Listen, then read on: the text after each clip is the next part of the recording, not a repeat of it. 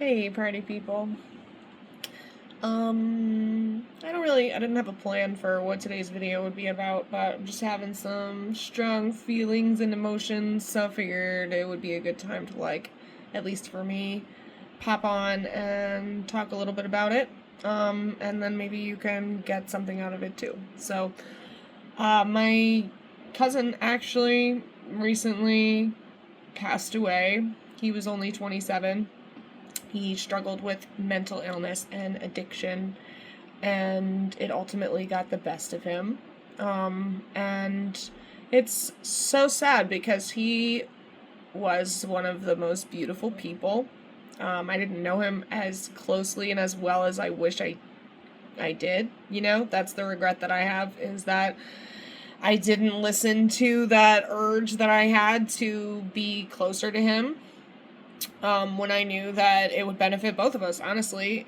But because I am so used to being in my own little world and dealing with my own little problems, and I've always, or at least for a really long time, I've just felt like I have to shut out the world in order to focus on certain things. And I use that, and it's true, that is true, that sometimes I need that time, but it's hard for me to switch back and forth sometimes, between the introverted, reflective, um, creative mode that I tend to be in more naturally, and then the social and, yeah, outgoing, showing up in that outer world for my friends and family, version of myself that I have to be.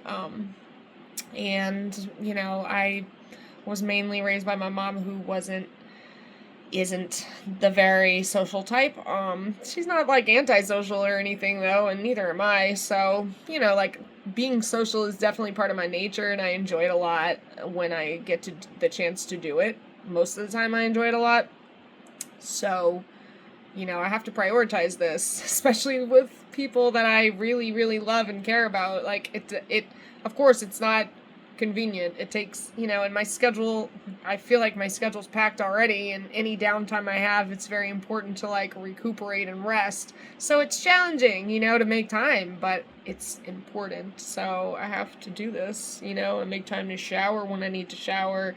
I make time to do the creative stuff when I know that my soul needs that. So if I know my soul needs to be with my friends and family, I need to make time for that, even if it feels uncomfortable and I don't know what that looks like.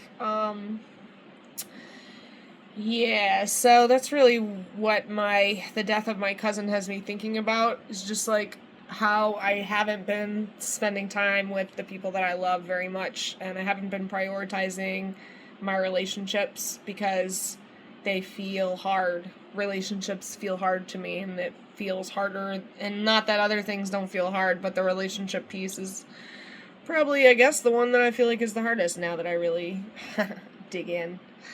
I mean, I've known that, but I sort of put it on the back burner, and I forget that I'm doing that. And I feel like, I'm prioritizing my husband and my kids and my own self care and, a few people close to me, you know, and I'm like, well, that has to be enough. And sometimes it does have to be enough, but also other times it's like I have a really big extended family. I gotta see these people. I love them. So, my cousin was an amazing artist, beautiful soul, really, probably a light worker like you may be, a person who just holds the light in the world and wants to be the best version of themselves so that they can give that to the world, wants to heal themselves so that they can heal the world, which he said as much in one of his journals that they were reading at the service. And it's just so fucking sad. It's like a travesty, and it's tragic as fuck that we would lose people like that in the world. And I 100% relate, because I have been suicidal in the past. I have thought about wanting to end it just because it feels so hard to be here when you feel everything, and you feel other people's emotions so intensely, and you feel your own emotions so intensely.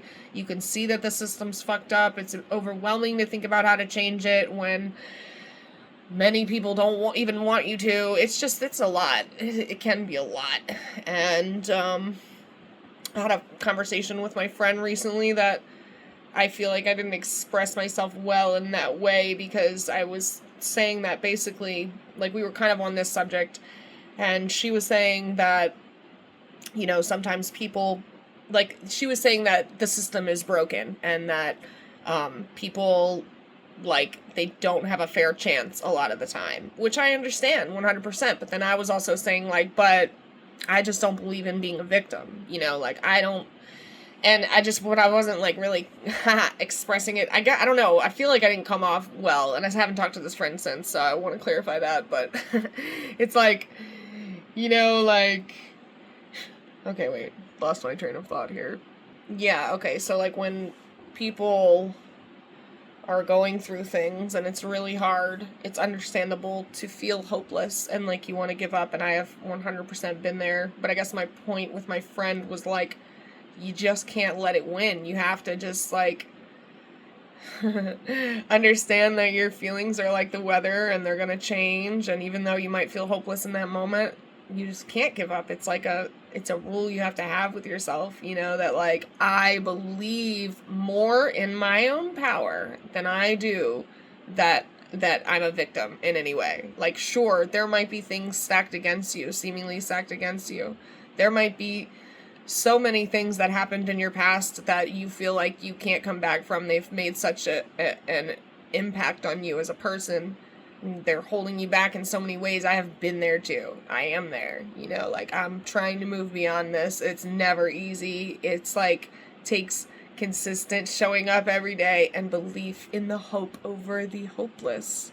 And so I just want, more than anything, to carry that message into the world for people like my cousin who needed it. And I'm fucking disappointed that I didn't make a bigger effort while he was alive to make an impact in his life in a positive way. And not to say that I didn't do that. I did it in the best ways that I could. Like, he actually had a bad accident where he OD'd a few years back, and he was in the hospital for about a week. They didn't know what was going to happen, I went and saw him, and I called on the Violet Flame while I was there to just, like, help transmute the energy and clear out everything. And I just, like, I had the best intentions for him, and I brought him this beautiful package of, like, lots of wonderful things, including, like, a little bag of chakra stones, and like, a really cool journal, and just, like, mindfulness stuff. I don't remember what else, but it was, like, a whole bag of, like, little goodies. And anyway, and then we texted for a while, like, a little bit after that, back and forth. But I'm just so bad at keeping in touch historically. In the past, I have been, but I'm going to change that moving forward. That's my intention. It's been my intention before, and somehow it has not really unfolded or stuck in the way that I envisioned it previously. And that's because I've been shying away from it, to be quite honest. I have lots of different things I'm working on in my life, and of course, when you are paycheck to paycheck, a lot of the time, the things that you're doing have a lot to do with trying to make money, trying to make more money, trying to figure out how to live in your purpose. I've been doing a lot of that. But it's time for me to figure out a way to see my people more, and to talk to them more, and to let them know that I love them, and to be there for the hard conversations and the hard moments. And that's, like, being there with my family yesterday, my poor fucking family. Listen to this. Not only did this 27-year-old cousin pass away, tragically, in the last couple days, they, like, rushed the funeral. I found out about this, I guess, like, Tuesday or Wednesday, and they were like, we're having it Saturday. Maybe that's not that rushed. Felt fast to me. I don't know. But listen to this. Anyway, this is my uncle and aunts that, I grew up with, like, all my cousins. I didn't have any brothers and sisters. I did have some step siblings at one point, but then I didn't again. But anyway, I was an only child, and so my cousins were like my brothers and sisters, and my mom had 6 siblings. So, no, I'm sorry, she was one of 6. So, and they all had like 5 kids each, or like a lot of kids, most of them. So, I had like 30 cousins, first cousins. And so these younger cousins, I mean, like, they were like, okay, so I'm 38. This cousin that passed away was 27. But I loved him, and like, I felt like he was a kindred spirit. But all his brothers and his one sister, I haven't been close to at all because they were so much younger than me. So, but 3 years ago, right before this cousin that just passed away had his ODing accident, his fucking brother, who was only 18, who wasn't on drugs or anything, but decided to try a pill someone gave him, it had fentanyl in it. He fucking died. So this was in 2022. My young cousin, who was only 18, died of a fentanyl overdose, even though he had never tried really anything before. And then 3 years later, which right after that cousin died, the 18-year-old cousin, the 27-year-old cousin had a terrible ODing accident, went and saw him in the hospital, all that. Then, now, 3 years later, 2025, he dies. So it was the hardest fucking thing to go through yesterday, to be at that service, to see my poor family that I haven't seen since the last funeral now, because my grandparents passed away, so we don't all see each other anymore. And, I mean, it's just heartbreaking. So freaking heartbreaking. My aunt and uncle, and, like, having to bury a second one of their children. So, I didn't get to say this, they had 5 children. So, 2 of the 5 children have passed away under the age of 30. Can you believe that? I mean, I can't believe it, and I'm so heartbroken. It sucks, because and his brother too, like, both of these kids were like so amazing, and like when you read stuff they wrote, it's like so mindful and positive, and they're like, I'm gonna do good things for the world, I'm gonna use the gifts that I have, and I love people, and I love meeting people, and like the best stories about these people, these beautiful souls who felt like, well, not the younger one, that was like a freak accident, but this one, the 27-year-old, felt so much and so deeply that it hurt him so much, and he just felt hopeless, and he committed suicide. So I just want to put this out here, I guess, for, other than my own catharsis, to reach out and say, like, please, if you need a friend, I'm here. I need friends. I also have been through those feelings, and I understand how hopeless it can feel in the moment. I would love to be somebody who could hold space for you and help you, like, sit in it or shed the light on it, whatever I can do to move us past it and continue, because it is so important to recognize your own power. You are not helpless. It is not hopeless. There's love all around you, and you can tap into it no matter how hopeless it might feel. All you have to do is decide to look for the love. And sometimes that just means reaching out to somebody and saying, hey, I'm not okay right now. I need help. And so I urge you to do that. If you don't have anybody in your immediate circles, I'm here for you. And we need to all try to help each other through things like this so that we don't lose beautiful souls, because we need them. And I'm really sad because I could see, like, the potential of, like, where he was going if he just wouldn't have quit. And it was a beautiful place where he was happy and helping people.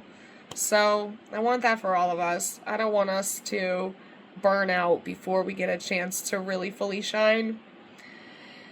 And so, I guess this was a longer video, but thank you so much for watching. If you want to like and subscribe, that'd be cool. I'm really grateful to you for being here, and I hope you have a wonderful rest of your day, evening, night, life.